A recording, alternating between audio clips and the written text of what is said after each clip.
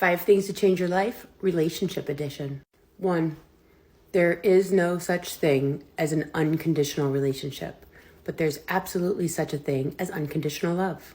Relationships without conditions, meaning healthy boundaries, are actually pretty unhealthy.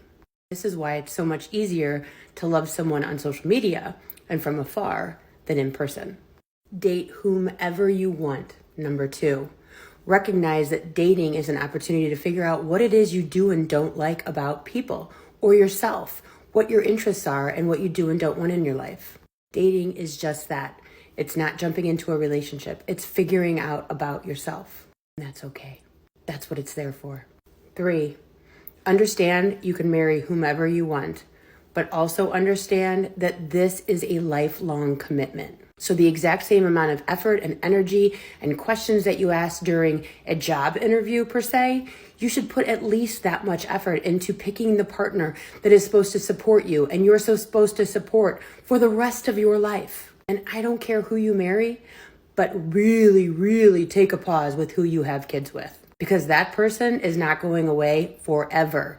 Like, even if you divorce that person, they are going to be there for your kid's wedding, for bridal showers, for baptisms, you name it. They're not going away. They're going to be in your life, causing you whatever kind of chaos or positivity for the rest of your life. So marry who you want, but pay very close attention to who you have children with.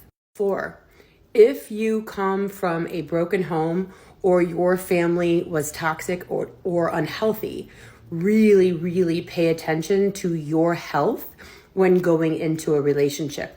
How dependent, how co-meshed are you? The thing of it is one of these days, you're going to get healthy. You're going to wake up from the slumber of your youth or your teenage years or your 20-somethings, and you're going to be with an equally unhealthy partner. And then you wake up and then you say, I don't want this anymore. And that is when you see marriages fall apart, is because the one person has gotten healthy and the other person has not.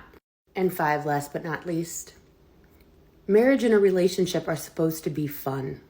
They're supposed to be enjoyable. You're not supposed to argue. This is not the way things are. I grew up in a very dysfunctional family.